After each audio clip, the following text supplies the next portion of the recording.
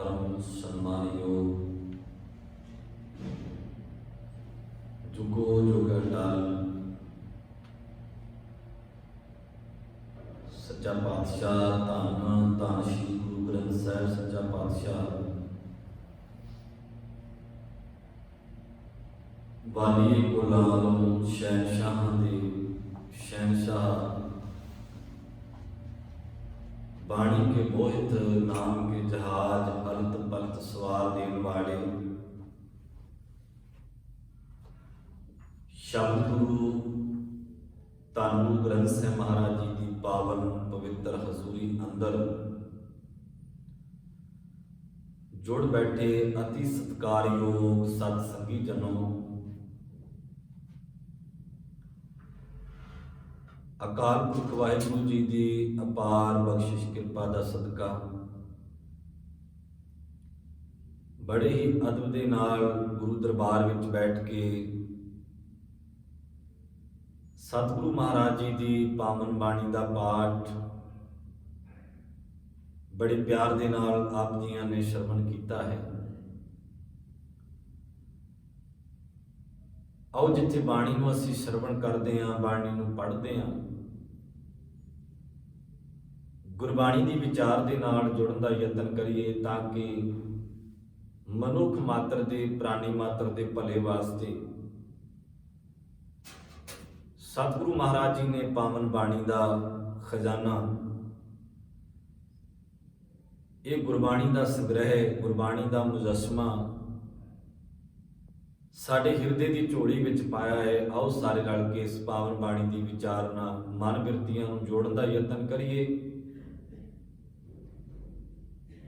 ते अरदास करिए गुरु चरनां विच सतगुरु महाराज गुरबाणी बणीए बाणी वर्गा जीवन, बाणी के बचना मुताबक जीवन नूं ढालना आरंभ करिए। ये अरदास करके गुरु चरनां विच आपां गुरबाणी की विचार गुरु के बचन हर कियां कथा कहानियां दे नाल साझ बनाइए। सब तो पहला सारी संगत गुरु फतेह ना साझ करो, कोई भी रसना गुरु फतेह तो वांझी ना रहे।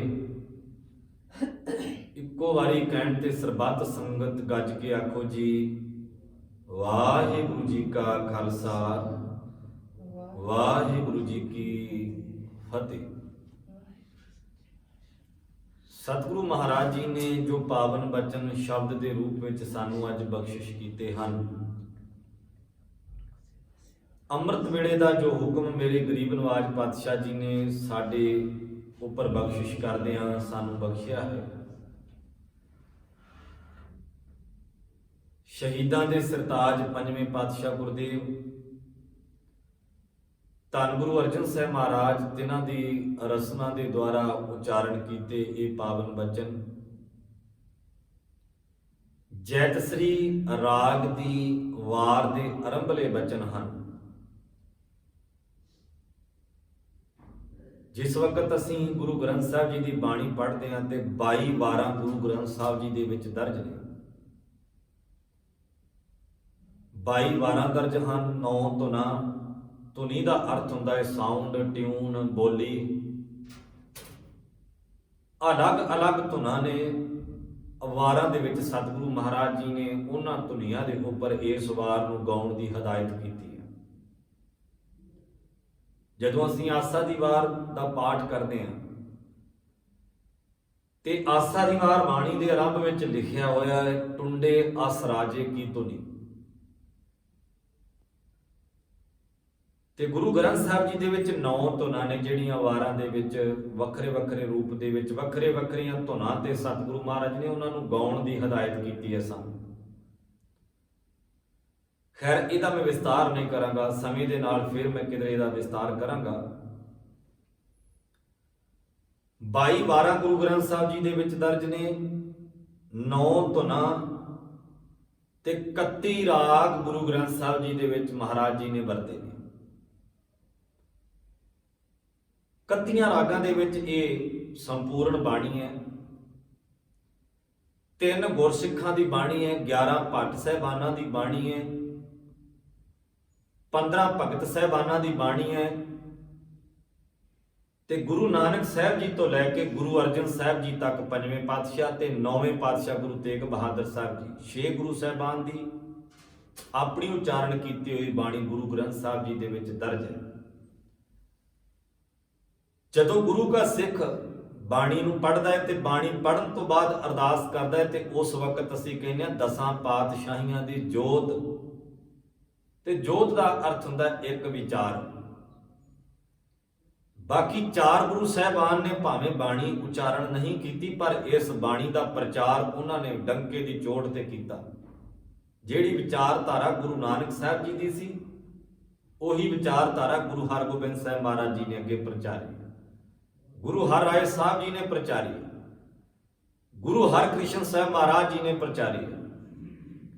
ਤੇ ਜਰਾ ਗੌਰ ਨਾਲ ਸਮਝਿਓ ਸਾਧ ਸੰਗਤ, ਜਿਸ ਵਕਤ ਅਸੀਂ ਅਰਦਾਸ ਕਰਦੇ ਸਮੇਂ ਕਹਿੰਦੇ ਦਸਾਂ ਪਾਤਸ਼ਾਹੀਆਂ ਦੀ ਜੋਤ, ਇਹਦਾ ਭਾਵ ਅਰਥ ਇਹ ਹੁੰਦਾ ਵੀ ਦਸਾਂ ਪਾਤਸ਼ਾਹੀਆਂ ਦੀ 10 ਗੁਰੂ ਸਾਹਿਬਾਨ ਅਲੱਗ-ਅਲੱਗ ਸਰੀਰਾਂ ਦੇ ਵਿੱਚ ਇੱਕ ਵਿਚਾਰਧਾਰਾ ਜਿਹੜੀ ਉਹ ਲਗਾਤਾਰ ਕੰਮ ਕਰਦੀ ਰਹੀ, ਜਿਹਨੂੰ ਭਾਈ ਸੱਤਾ ਤੇ ਭਾਈ ਬਲਵੰਡ ਜੀ ਦੀ ਵਾਰ ਆਪਾਂ ਪੜ੍ਹਦੇ ਹਾਂ। ਜੋਤ ਉਹਾਂ ਜੁਗਤ ਸਾਏ ਸ਼ਹਿ ਕਾਇਆ ਫੇਰ ਪਲਟੀ ਹੈ। ਕਾਇਆ ਪਲਟਦੀ ਰਹੀ ਹੈ, ਸਰੀਰ ਬਦਲਦਾ ਰਿਹਾ ਹੈ। ਗੁਰੂ ਨਾਨਕ ਸਾਹਿਬ ਜੀ ਤੋਂ ਭਾਈ ਲਹਿਣਾ ਜੀ ਦਾ ਜਦੋਂ ਸਰੀਰ ਦੇ ਵਿੱਚ ਇਹ ਵਿਚਾਰ ਪ੍ਰਵੇਸ਼ ਕੀਤੀ ਹੈ ਤੇ ਗੁਰੂ ਨਾਨਕ ਦੀ ਵਿਚਾਰ ਭਾਈ ਲਹਿਣਾ ਦੇ ਅੰਦਰ ਆ ਗਈ ਹੈ ਤੇ ਭਾਈ ਲਹਿਣਾ ਤੋਂ ਅੰਗਦ ਬਣ ਗਏ, ਗੁਰੂ ਅੰਗਦ ਸਾਹਿਬ ਅਖਵਾਉਣ ਲੱਗੇ। ਇਸੇ ਤਰ੍ਹਾਂ ਗੁਰੂ ਅਮਰਦਾਸ ਮਹਾਰਾਜ ਜੀ ਲਗਾਤਾਰ 10 ਗੁਰੂ ਗੋਬਿੰਦ ਸਿੰਘ ਮਹਾਰਾਜ ਜੀ ਤੱਕ ਇੱਕੋ ਵਿਚਾਰਧਾਰਾ ਜਿਹਨੂੰ ਅਸੀਂ ਦਸਾਂ ਪਾਤਸ਼ਾਹੀਆਂ ਦੀ ਜੋਤ ਆਖਦੇ। ਮੈਂ ਫਿਰ ਅਰਜ ਕਰ ਦੇਵਾਂ, 15 ਭਗਤ ਸਾਹਿਬਾਨ ਦੀ ਬਾਣੀ, 11 ਭੱਟ ਸਾਹਿਬਾਨ ਦੀ ਬਾਣੀ, 3 ਗੁਰਸਿੱਖਾਂ ਦੀ ਬਾਣੀ ਤੇ 6 ਗੁਰੂ ਸਾਹਿਬਾਨ ਦੀ ਬਾਣੀ, 9ਵੇਂ ਪਾਤਸ਼ਾਹ ਤੇ ਗੁਰੂ ਨਾਨਕ ਸਾਹਿਬ ਜੀ ਤੋਂ ਲੈ ਕੇ ਗੁਰੂ ਅਰਜਨ ਸਾਹਿਬ ਮਹਾਰਾਜ ਜੀ ਤੱਕ। ਇਹ ਗੁਰੂ ਗ੍ਰੰਥ ਸਾਹਿਬ ਜੀ ਦੀ ਬਾਣੀ 35 ਮਹਾਂਪੁਰਖਾਂ ਦੀ ਬਾਣੀ ਦਾ ਇੱਕ ਖਜ਼ਾਨਾ ਹੈ। 35 ਮਹਾਂਪੁਰਖਾਂ ਦੇ ਬਚਨ ਨੇ, ਜ਼ਿੰਦਗੀ ਦਾ ਅਨੁਭਵ ਹੈ, ਜ਼ਿੰਦਗੀ ਦਾ ਤਜਰਬਾ, ਜ਼ਿੰਦਗੀ ਜਿਉਣ ਦਾ ਢੰਗ ਤਰੀਕਾ ਗੁਰੂ ਗ੍ਰੰਥ ਸਾਹਿਬ ਜੀ ਦੀ ਬਾਣੀ ਨੇ ਸਾਨੂੰ ਦੱਸਿਆ। ਜਿੱਥੇ ਜ਼ਿੰਦਗੀ ਜਿਉਣ ਦਾ ਢੰਗ ਤਰੀਕਾ ਦੱਸਿਆ, ਉੱਥੇ ਸਾਨੂੰ ਵਹਿਮਾਂ ਭਰਮਾਂ ਤੋਂ ਮੁਕਤ ਕਰਕੇ ਇੱਕ ਰੱਬ ਨਾਲ ਬਾਣੀ ਜੋੜਦੀ ਹੈ। ਸਾਨੂੰ ਆਜ਼ਾਦੀ ਵਾਲਾ ਜੀਵਨ ਬਾਣੀ ਦਿੰਦੀ ਹੈ। ਸਾਨੂੰ ਦੁੱਖਾਂ ਦੇ ਵਿੱਚੋਂ ਕੱਢ ਕੇ ਤੇ ਸੁੱਖ ਆਨੰਦ ਵਿੱਚ ਬਾਣੀ ਲੈ ਕੇ ਜਾਂਦੀ ਹੈ। ਸਾਨੂੰ ਚਿੰਤਾ ਮੁਕਤ ਕਰਕੇ, ਚਿੰਤਾ ਦਾ ਗਰਸਿਆ ਹੋਇਆ ਮਨੁੱਖ ਜੇ ਬਾਣੀ ਦੇ ਲੜ ਲੱਗ ਜਾਵੇ, ਸਾਧ ਸੰਗਤ ਚਿੰਤਾ ਮੁਕਤ ਹੋ ਜਾਂਦਾ ਹੈ। ਚਿੰਤਾ ਤੋਂ ਮੁਕਤ ਕਰਕੇ, ਝੋਰੇ ਫਿਕਰਾਂ ਤੋਂ ਮੁਕਤ ਕਰਕੇ ਤੇ ਬਾਣੀ ਸਾਨੂੰ ਵਿਕਾਸ ਵਾਲਾ ਜੀਵਨ ਦਿੰਦੀ ਹੈ। ਆਪਾਂ ਬਹੁਤ ਵਾਰੀ ਜਦੋਂ ਇਤਿਹਾਸ ਦੀਆਂ ਸਤਰਾਂ ਪੜਾਂਗੇ, ਇਤਿਹਾਸ ਨੂੰ ਪੜਾਂਗੇ, ਮਰਿਆਦਾ ਨੂੰ ਪੜਾਂਗੇ, ਬਾਣੀ ਨੂੰ ਪੜਾਂਗੇ ਤੇ ਇਹ ਗੱਲਾਂ ਸਾਡੇ ਸਾਹਮਣੇ ਆਉਣਗੀਆਂ। ਇਤਿਹਾਸ ਵਿੱਚ ਬਹੁਤ ਸਾਰੇ ਐਸੇ ਨਾਇਕ ਨੇ ਜਿਨ੍ਹਾਂ ਨੂੰ ਅਸੀਂ ਜਦੋਂ ਉਹਨਾਂ ਦਾ ਜੀਵਨ ਪੜ੍ਹਦੇ, ਉਹਨਾਂ ਦੀ ਹਿਸਟਰੀ ਪੜ੍ਹਦੇ ਹਾਂ ਤੇ ਕਈ ਵਾਰ ਅਸੀਂ ਆਪਣੀ ਜ਼ੁਬਾਨ ਤੋਂ ਵਾਹ ਵਾਹ ਕਹਿ ਦਿੰਦੇ ਹਾਂ, ਪਰ ਉਹਨਾਂ ਦਾ ਪਿਛੋਕੜ ਜਾ ਕੇ ਦੇਖਣਾ ਪਹਿਲੋਂ ਕੀ ਸੀ। ਪਹਿਲਾ ਪਿਛੋਕੜ ਦੇਖਣਾ, ਜਦੋਂ ਅਸੀਂ ਉਹਨਾਂ ਦੇ ਬਚਪਨ ਤੋਂ ਲੈ ਕੇ ਭਰ ਜਵਾਨੀ ਤੱਕ ਉਹਨਾਂ ਦੀ ਹਿਸਟਰੀ ਨੂੰ ਵਾਚਾਂਗੇ, ਉਹਨਾਂ ਦੀ ਬੈਕਗ੍ਰਾਉਂਡ ਦੇਖਾਂਗੇ, ਉਹਨਾਂ ਦਾ ਪਿਛੋਕੜ ਦੇਖਾਂਗੇ ਤੇ ਫਿਰ ਅਸੀਂ ਹੈਰਾਨ ਹੋਵਾਂਗੇ ਵੀ ਕਿੰਨੀ ਵੱਡੀ ਤਬਦੀਲੀ ਬਾਣੀ ਦੇ ਨਾਲ ਇਹਨਾਂ ਦੇ ਜੀਵਨ ਵਿੱਚ ਆਈ ਹੈ। ਭਾਈ ਪ੍ਰੇਮਾ ਜੀ ਦਾ ਜ਼ਿਕਰ ਆਉਂਦਾ ਵਾ ਗੁਰੂ ਗ੍ਰੰਥ ਸਾਹਿਬ ਮਹਾਰਾਜ ਸੱਚੇ ਪਾਤਸ਼ਾਹ ਦੇ ਵਿੱਚ, ਜਿਹੜੀ ਬਾਣੀ ਗੁਰੂ ਅਮਰਦਾਸ ਮਹਾਰਾਜ ਜੀ ਨੇ ਆਪਣੀ ਉਚਾਰਨ ਕੀਤੀ ਹੈ, ਉਸ ਬਾਣੀ ਦੇ ਬੋਲਾਂ ਨੂੰ ਸੁਣ ਕੇ ਭਾਈ ਪ੍ਰੇਮੇ ਦਾ ਜੀਵਨ ਬਦਲਦਾ ਹੈ। ਭਾਈ ਪ੍ਰੇਮਾ ਜਿਹਦਾ ਜ਼ਿਕਰ ਆਉਂਦਾ ਵੀ ਬੜਾ ਧਨਾੜ ਤੇ ਅਮੀਰ ਘਰ ਦਾ ਬੱਚਾ ਸੀ, ਸਾਰੇ ਸੁੱਖ ਸਹੂਲਤਾਂ ਘਰ ਵਿੱਚ ਮਿਲਦੀਆਂ ਸਨ। ਅਕਸਰ ਹੀ ਹੁੰਦਾ ਹੈ ਵੀ ਜਦੋਂ ਕਿਸੇ ਨੂੰ ਉਸ ਧਨ ਪਦਾਰਥ ਦੀ ਇਕੱਤਰਤਾ ਬਾਰੇ ਜਾਂ ਅਸੀਂ ਮਿਹਨਤ ਕਰਕੇ ਸਟਰਗਲ ਕਰਕੇ ਧਨ ਪਦਾਰਥ ਇਕੱਠਾ ਕੀਤਾ ਹੋਵੇ ਤੇ ਔਲਾਦ ਨੂੰ ਸਾਰੇ ਸੁੱਖ ਦਿੱਤੇ ਹੋਣ ਤੇ ਔਲਾਦ ਨੂੰ ਥੋੜੀ ਪਤਾ ਵੀ ਕਿੰਨੀ ਸਟਰਗਲ ਕਰਕੇ ਧਨ ਪਦਾਰਥ ਇਕੱਠਾ ਕੀਤਾ, ਕਿੰਨੀ ਮਿਹਨਤ ਕੀਤੀ ਹੈ, ਕਿੰਨਾ ਹਾਰਡ ਵਰਕ ਕੀਤਾ ਇਹਦੇ ਤੇ ਬੱਚੇ ਅਕਸਰ ਹੀ ਆਪਣੀਆਂ ਇੱਛਾਵਾਂ ਜਿਹੜੀਆਂ ਫਿਰ ਵੱਡੀਆਂ ਵੱਡੀਆਂ ਇੱਛਾਵਾਂ ਰੱਖ ਦਿੰਦੇ ਨੇ ਮਾਂ-ਬਾਪ ਦੇ ਅੱਗੇ। ਉਹਨਾਂ ਨੂੰ ਨਹੀਂ ਪਤਾ ਵੀ ਇਹ ਕਿੰਨੀ ਮਿਹਨਤ ਦੇ ਨਾਲ ਪੈਸਾ ਧਨ ਇਕੱਠਾ ਕੀਤਾ ਤੇ ਕਈ ਵਾਰੀ ਤਾਂ ਇਉਂ ਵੀ ਹੁੰਦਾ ਵੀ ਔਲਾਦ ਮਾਂ-ਬਾਪ ਦੀ ਇਕੱਤਰ ਕੀਤੀ ਹੋਈ ਪੂੰਜੀ ਨੂੰ ਥੋੜੇ ਸਮੇਂ ਦੇ ਵਿੱਚ ਹੀ ਨੇਸ ਤੋਂ ਨਬੂਦ ਕਰ ਦਿੰਦੀ। ਖਤਮ ਕਰ ਦਿੰਦੇ ਨੇ, ਕਿਉਂਕਿ ਉਹ ਸੋਚਦੇ ਵੀ ਸਾਡੇ ਕੋਲ ਬਹੁਤ ਪੈਸਾ ਹੈ, ਬਹੁਤ ਅਮੀਰੀ ਹੈ। ਇਦਾਂ ਦਾ ਕੁਝ ਵਾਪਰਿਆ। ਬੜਾ ਧਨਾੜ ਤੇ ਅਮੀਰ ਹੈ ਭਾਈ ਪ੍ਰੇਮਾ ਜੀ ਦਾ ਪਿਤਾ। ਭਾਈ ਪ੍ਰੇਮਾ ਬੁਰੀ ਸੰਗਤ ਵਿੱਚ ਪੈ ਗਿਆ, ਕਿਧਰੇ ਉਹਨਾਂ ਲੋਕਾਂ ਦੀ ਸੰਗਤ ਵਿੱਚ ਪੈ ਗਿਆ ਜਿਹੜੇ ਜੂਏਬਾਜ਼ ਹਨ, ਨਸ਼ੇੜੀ ਹਨ, ਤੇ ਆਪਣੇ ਸਰੀਰ ਦੀ ਹਾਲਤ ਬੁਰੀ ਕਰ ਲਈ। ਅਕਸਰ ਹੀ ਇਦਾਂ ਹੁੰਦਾ ਵੀ ਜਦੋਂ ਕਿਸੇ ਅਮੀਰ ਘਰ ਦਾ ਬੱਚਾ ਕਿਸੇ ਨਸ਼ੇ ਵਿੱਚ, ਕਿਸੇ ਬੁਰੀ ਸੰਗਤ ਵਿੱਚ ਪੈ ਜਾਵੇ ਤੇ ਲੋਕ ਉਹਨਾਂ ਨੂੰ ਤਾਨੇ ਮਿਹਣੇ ਵੀ ਦਿੰਦੇ ਨੇ। ਪਿਤਾ ਚੜ੍ਹਾਈ ਕਰ ਗਿਆ, ਛੋਟੀ ਉਮਰ ਦੇ ਵਿੱਚ ਹੀ ਜਿਹੜਾ ਉਹ ਭਾਈ ਪ੍ਰੇਮਾ ਜਿਹੜਾ ਬੁਰੀ ਸੰਗਤ ਵਿੱਚ ਪੈਣ ਕਰਕੇ ਆਪਣੇ ਜੀਵਨ ਨੂੰ ਬਰਬਾਦ ਕਰ ਲਿਆ। ਇੱਥੋਂ ਤੱਕ ਇਤਿਹਾਸ ਨੇ ਜ਼ਿਕਰ ਕੀਤਾ ਹੈ ਕਿ ਭਾਈ ਪ੍ਰੇਮਾ ਜੀ ਦੇ ਸਰੀਰ ਤੇ ਕੋਹੜ ਵੀ ਹੋ ਗਿਆ, ਸਾਰਾ ਸਰੀਰ ਕੋਹੜ ਦੇ ਨਾਲ ਭਰ ਗਿਆ। ਪਿੰਡ ਵਾਲਿਆਂ ਨੇ ਦੁਰਕਾਰ ਦਿੱਤਾ, ਦੂਰ ਕਰ ਦਿੱਤਾ। ਉਹਦੇ ਗਲ ਵਿੱਚ ਇੱਕ ਬਰਤਨ ਬੰਨ੍ਹ ਦਿੱਤਾ ਰੱਸੀ ਪਾ ਕੇ। ਹੁਣ ਪਿੰਡ ਵਾਲੇ ਵੀ ਨੇੜੇ ਨਹੀਂ ਟੁੱਕਦੇ। ਸਾਧ ਸੰਗਤ, ਮੈਂ ਜਿਹੜੀ ਅਰਜ਼ ਕਰਨ ਲੱਗਾ ਸੀ ਨਾ, ਇਤਿਹਾਸ ਦੇ ਨਾਇਕ ਜਿਹੜੇ ਨੇ ਨਾ, ਉਹਨਾਂ ਦਾ ਜਦੋਂ ਜੀਵਨ ਪੜ੍ਹੀਏ ਤੇ ਉਹਨਾਂ ਦੀ ਬੈਕਗ੍ਰਾਉਂਡ ਪੜ੍ਹੀਏ, ਜਦੋਂ ਉਹਨਾਂ ਨੇ ਬਾਣੀ ਨਹੀਂ ਸੀ ਪੜ੍ਹੀ ਉਦੋਂ ਜੀਵਨ ਕਿਹੋ ਜਿਹਾ ਸੀ, ਜਦੋਂ ਬਾਣੀ ਸਮਝ ਵਿੱਚ ਆ ਗਈ, ਗੁਰੂ ਦੇ ਬਚਨ ਸਮਝ ਵਿੱਚ ਆ ਗਏ, ਤੇ ਉਸ ਤੋਂ ਬਾਅਦ ਫਿਰ ਜੀਵਨ ਕਿਹੋ ਜਿਹਾ ਬਣਿਆ। ਬਾਣੀ ਸਾਡੇ ਜੀਵਨ ਵਿੱਚ ਕਿੱਡਾ ਵੱਡਾ ਪਲਟਾ ਲੈ ਕੇ ਆਉਂਦੀ ਹੈ। ਬਾਣੀ ਸਾਡੇ ਜੀਵਨ ਨੂੰ ਬਦਲਣ ਦੇ ਲਈ ਕਿੱਡੀ ਵੱਡੀ ਤਾਕਤ ਤੇ ਕਿੱਡਾ ਵੱਡਾ ਬਲ ਹੈ ਗੁਰੂ ਦੇ ਕੋਲੋਂ ਜਿਹੜਾ ਸਾਨੂੰ ਮਿਲਦਾ ਹੈ। ਅਸੀਂ ਆਪਣੀ ਐਗਜ਼ਾਮਪਲ ਦੇ ਕੇ ਕਿਸੇ ਨੂੰ ਨਹੀਂ ਬਦਲ ਸਕਦੇ। ਇਉਂ ਨਹੀਂ ਕਹਿ ਸਕਦੇ ਵੀ ਵੇਖ ਮੈਂ ਕਿੰਨਾ ਚੰਗਾ ਤੇ ਤੂੰ ਮੇਰੇ ਵਰਗਾ ਬਣ। ਸਗੋਂ ਗੁਰੂ ਗ੍ਰੰਥ ਸਾਹਿਬ ਜੀ ਦੀ ਬਾਣੀ ਦੀ ਗੱਲ ਕਰਕੇ ਅਸੀਂ ਕਹਿ ਸਕਦੇ ਹਾਂ, ਇਤਿਹਾਸ ਦੀ ਗੱਲ ਕਰਕੇ ਕਹਿ ਸਕਦੇ ਹਾਂ ਵੀ ਵੇਖ ਭਾਈ ਇਤਿਹਾਸ ਵਿੱਚ ਜਿੰਨੇ ਨਾਇਕ ਹੋਏ ਨੇ ਨਾ ਸਾਡੀ ਕੌਮ ਦੇ, ਵੇਖ ਉਹਨਾਂ ਦਾ ਪਹਿਲਾ ਜੀਵਨ ਕੀ ਸੀ ਤੇ ਬਾਅਦ ਵਿੱਚ ਕਿੰਨਾ ਸੋਹਣਾ ਜੀਵਨ ਬਣ ਗਿਆ। ਜਦੋਂ ਗੁਰੂ ਦਾ ਲੜ ਪਕੜਿਆ, ਗੁਰੂ ਦੇ ਅੰਚਲ ਨੂੰ ਪਕੜਿਆ, ਗੁਰੂ ਦੇ ਰਾਹਾਂ ਤੇ ਤੁਰਨ ਲੱਗਾ ਤੇ ਫਿਰ ਜੀਵਨ ਕਿੰਨਾ ਸੋਹਣਾ ਬਣ ਗਿਆ। ਮੈਂ ਅਰਜ਼ ਕਰ ਰਿਹਾ ਸੀ, ਭਾਈ ਪ੍ਰੇਮਾ ਜੀ ਜਦੋਂ ਸਰੀਰ ਤੇ ਕੋਹੜ ਹੋ ਗਿਆ ਹੈ ਤੇ ਕਿਸੇ ਨੇ ਉਹਦੇ ਨੇੜੇ ਵੀ ਲੱਗਣਾ ਨਾ ਚਾਹਿਆ। ਲੋਕ ਉਹਦੇ ਤੋਂ ਨਫ਼ਰਤ ਕਰਨ ਲੱਗੇ, ਅਸੀਂ ਤਾਂ ਇਹਦੇ ਨੇੜੇ ਨਹੀਂ ਜਾਣਾ, ਸਾਨੂੰ ਕੋਹੜ ਹੋ ਜਾਵੇਗਾ, ਛੂਤ ਦਾ ਰੋਗ ਹੈ, ਕਈ ਬਿਮਾਰੀਆਂ ਲੱਗ ਗਈਆਂ ਇਹਨੂੰ ਬੁਰੀ ਸੰਗਤ ਕਰਨ ਕਰਕੇ। ਆਖਿਰ ਕੁਝ ਹੌਸਲਾ ਕਰਕੇ ਲੋਕਾਂ ਨੇ ਉਹਦੇ ਗਲ ਵਿੱਚ ਇੱਕ ਬਰਤਨ ਬੱਧਾ, ਇੱਕ ਬਰਤਨ ਬੰਨ੍ਹ ਦਿੱਤਾ ਰੱਸੀ ਦੇ ਨਾਲ, ਤੇ ਪਿੰਡੋਂ ਬਾਹਰ ਇੱਕ ਦਰਖਤ ਦੇ ਨਾਲ ਉਹਦੇ ਹੱਥ ਪੈਰ ਬੰਨ੍ਹ ਕੇ ਤੇ ਉਹਨੂੰ ਬਿਠਾ ਦਿੱਤਾ ਤਾਂ ਕਿ ਪਿੰਡ ਵਿੱਚ ਨਾ ਆ ਜਾਵੇ ਦੁਬਾਰਾ। ਅਕਸਰ ਹੀ ਐਸੇ ਲੋਕਾਂ ਦੀ ਇਹ ਹਾਲਤ ਹੋਇਆ ਕਰਦੀ। ਉਹਨੂੰ ਬਾਹਰ ਕਿਸੇ ਦਰਖਤ ਦੇ ਨਾਲ ਬੰਨ੍ਹ ਦਿੱਤਾ, ਗਲ ਵਿੱਚ ਬਾਟੀ ਪਾ ਦਿੱਤੀ ਹੈ। ਆਉਂਦੇ ਜਾਂਦੇ ਰਾਹੀ ਤਰਸ ਕਰਕੇ ਉਹਦੇ ਬਰਤਨ ਵਿੱਚ ਕੁਝ ਨਾ ਕੁਝ ਪਾ ਜਾਂਦੇ ਨੇ ਖਾਣ ਵਾਸਤੇ ਤਾਂ ਕਿ ਭੁੱਖਾ ਵੀ ਨਾ ਮਰ ਜਾਵੇ। ਤੇ ਇਹ ਸਾਡਾ ਇਤਿਹਾਸ ਇਹ ਗੱਲ ਕਹਿੰਦਾ ਵੀ ਇੱਕ ਦਿਨ ਐਸਾ ਆਇਆ, ਲਾਹੌਰੋਂ ਜਥਾ ਤੁਰਿਆ ਇੱਕ, ਜਿਹੜੇ ਉੱਚੀ ਆਵਾਜ਼ ਵਿੱਚ ਸ਼ਬਦ ਪੜ੍ਹਦੇ ਜਾ ਰਹੇ ਸੀ, ਭੱਲੇ ਅਮਰਦਾਸ ਗੁਣ ਤੇਰੇ ਤੇਰੀ ਉਪਮਾ ਤੋਹੇ ਬਣ ਆਵੇ। ਇਹ ਸ਼ਬਦ ਪੜ੍ਹਦੇ ਆ ਰਹੇ ਨੇ। ਇਹਨਾਂ ਆਉਣਾ ਕਿੱਥੇ ਹੈ? ਇਹਨਾਂ ਆਉਣਾ ਸੀ ਗੋਇੰਦਵਾਲ ਸਾਹਿਬ ਦੀ ਧਰਤੀ ਤੇ, ਧੰਨ ਗੁਰੂ ਅਮਰਦਾਸ ਮਹਾਰਾਜ ਜੀ ਦੇ ਕੋਲ। ਗੁਰੂ ਅਮਰਦਾਸ ਮਹਾਰਾਜ ਜੀ ਦੇ ਦਰਸ਼ਨ ਦੀਦਾਰਿਆਂ ਨੂੰ ਇਹ ਜਥਾ ਚੱਲਿਆ ਲਾਹੌਰੋਂ। ਜਦੋਂ ਇਹ ਸ਼ਬਦ ਪੜ੍ਹਦੇ ਆ ਰਹੇ ਸੀ ਤੇ ਸ਼ਬਦ ਭਾਈ ਪ੍ਰੇਮੇ ਦੇ ਕੰਨਾਂ ਵਿੱਚ ਵੀ ਪਏ। ਜਿੱਥੇ ਸ਼ਬਦ ਪੜ੍ਹਦੇ ਆ ਰਹੇ ਸੀ ਉੱਥੇ ਕਹਿ ਰਹੇ ਸੀ, ਤੂੰ ਨਿਤਾਣਿਆਂ ਦਾ ਤਾਣ ਹੈ, ਤੂੰ ਨਿਮਾਣਿਆਂ ਦਾ ਮਾਣ ਹੈ, ਤੂੰ ਨਿਆਸਰਿਆਂ ਦਾ ਆਸਰਾ ਹੈ ਤੇ ਨੇ ਓਟਿਆਂ ਦੀ ਓਟ ਹੈ। ਧੰਨ ਗੁਰੂ ਅਮਰਦਾਸ ਮਹਾਰਾਜ, ਤੇਰੀ ਪਰਿਭਾਸ਼ਾ ਕੋਈ ਦੇਣ ਲੱਗੇ ਤੇ ਤੇਰੀ ਪਰਿਭਾਸ਼ਾ ਤੇ ਮਾਲਕ ਜੀ ਇਉਂ ਹੈ ਜਿਵੇਂ ਕੋਈ ਲਾਲ ਰੰਗ ਦੀ ਡੈਫੀਨੇਸ਼ਨ ਦੱਸਣ ਲੱਗਿਆ ਇਉਂ ਕਹਿੰਦਾ ਵੀ ਲਾਲ ਰੰਗ ਤੇ ਭਾਈ ਲਾਲ ਰੰਗ ਹੀ ਹੁੰਦਾ ਹੈ, ਕਿਉਂਕਿ ਲਾਲ ਰੰਗ ਦੀ ਪਰਿਭਾਸ਼ਾ ਦੱਸਣੀ ਔਖੀ ਹੈ। ਗੁਰੂ ਅਮਰਦਾਸ ਮਹਾਰਾਜ, ਜੇ ਤੁਹਾਡੇ ਨਾਲ ਮੈਂ ਕਿਸੇ ਦੀ ਤੁਲਨਾ ਕਰਨ ਲੱਗਾ ਤੇ ਤੁਹਾਡੇ ਵਰਗਾ ਉਹ ਵੀ ਹੈ, ਤੁਹਾਡੇ ਵਰਗਾ ਉਹ ਵੀ ਹੈ, ਮਹਾਰਾਜ ਇਹ ਮੇਰੀ ਗੁਸਤਾਖੀ ਹੋਵੇਗੀ। ਭੱਲੇ ਅਮਰਦਾਸ ਗੁਣ ਤੇਰੇ ਤੇਰੀ ਉਪਮਾ ਤੋਹੇ ਬਣ ਆਵੇ। ਤੇਰੀ ਵਡਿਆਈ ਤੇ ਤੂੰ ਆਪ ਹੀ ਹੈ ਮਹਾਰਾਜ, ਤੁਹਾਡੇ ਬਰਾਬਰ ਦਾ ਕੋਈ ਦੂਜਾ ਹੋਰ ਮੈਨੂੰ ਦਿਸਦਾ ਨਹੀਂ ਹੈ। ਇਹ ਉੱਚੀ ਉੱਚੀ ਗਾਉਂਦੇ ਆ ਰਹੇ ਨੇ, ਵਿਚਾਰਾ ਕਰਦੇ ਆ ਰਹੇ ਨੇ। ਗੁਰੂ ਅਮਰਦਾਸ ਮਹਾਰਾਜ ਨਿਆਸਰਿਆਂ ਦੇ ਆਸਰੇ ਨੇ, ਨਿਓਟਿਆਂ ਦੀ ਓਟ ਹੈ। ਇਹ ਆਵਾਜ਼ ਭਾਈ ਪ੍ਰੇਮੇ ਦੇ ਕੰਨਾਂ ਵਿੱਚ ਪਈ ਹੈ। ਜਦੋਂ ਭਾਈ ਪ੍ਰੇਮੇ ਦੇ ਕੰਨਾਂ ਵਿੱਚ ਪਾਈ ਤੇ ਉਹਨੇ ਇਸ਼ਾਰਾ ਕੀਤਾ ਤੇ ਆਵਾਜ਼ ਦਿੱਤੀ ਹੈ ਵੀ ਭਾਈ ਰੁਕ ਜਾਓ ਇੱਕ ਮਿੰਟ ਵਾਸਤੇ, ਮੇਰੀ ਬੇਨਤੀ ਹੈ। ਕਹਿੰਦੇ ਵੀ ਜਿਨ੍ਹਾਂ ਬਾਰੇ ਤੁਸੀਂ ਜ਼ਿਕਰ ਕਰ ਰਹੇ ਹੋ, ਕੌਣ ਹੈ ਨਿਆਸਰਿਆਂ ਦਾ ਆਸਰਾ? ਮੇਰਾ ਤਾਂ ਕੋਈ ਆਸਰਾ ਨਹੀਂ ਹੈ। ਨਿਓਟਿਆਂ ਦੀ ਓਟ ਕੌਣ ਹੈ ਜਿਸ ਦਾ ਤੁਸੀਂ ਜ਼ਿਕਰ ਕਰ ਰਹੇ ਹੋ ਵੀ ਉਹ ਤਾਂ ਨਿਓਟਿਆਂ ਦੀ ਓਟ ਹੈ, ਨਿਮਾਣਿਆਂ ਦਾ ਮਾਣ ਹੈ, ਨਿਤਾਣਿਆਂ ਦਾ ਤਾਣ ਹੈ? ਕਿਸ ਬਾਰੇ ਜ਼ਿਕਰ ਕਰ ਰਹੇ ਹੋ?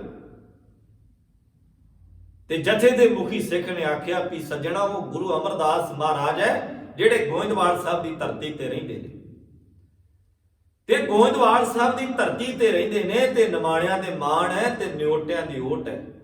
ਕਹਿਣ ਲੱਗਾ ਵੀ ਮੇਰਾ ਕੋਈ ਆਸਰਾ ਨਹੀਂ, ਕਿ ਕੋਈ ਮਾਣ ਤਾਣ ਨਹੀਂ ਹੈ, ਮੇਰਾ ਘਰ ਪਰਿਵਾਰ ਕੋਈ ਨਹੀਂ ਹੈ, ਮੈਨੂੰ ਨਗਰ ਵਾਲਿਆਂ ਨੇ ਵੀ ਦੁਰਕਾਰ ਦਿੱਤਾ ਹੈ। ਮੇਰੀ ਬੇਨਤੀ ਹੈ ਮੇਰੇ ਹੱਥ ਖੋਲੋ ਤੇ ਮੈਨੂੰ ਗੁਰੂ ਅਮਰਦਾਸ ਮਹਾਰਾਜ ਜੀ ਦੇ ਕੋਲ ਲੈ ਜਾਓ। ਗੁਰੂ ਪਰਉਪਕਾਰੀ ਹੈ। ਗੁਰੂ ਗ੍ਰੰਥ ਸਾਹਿਬ ਦੀ ਬਾਣੀ ਗੁਰਸਿੱਖੋ ਪੜ੍ਹ ਕੇ ਵੇਖਿਓ, ਮਹਾਰਾਜ ਕਹਿੰਦੇ ਸਤਿਗੁਰ ਸਿੱਖ ਕੋ ਨਾਮ ਧਨ ਦੇ, ਗੁਰ ਕਾ ਸਿੱਖ ਵੱਡ ਭਾਗੀ ਹੈ।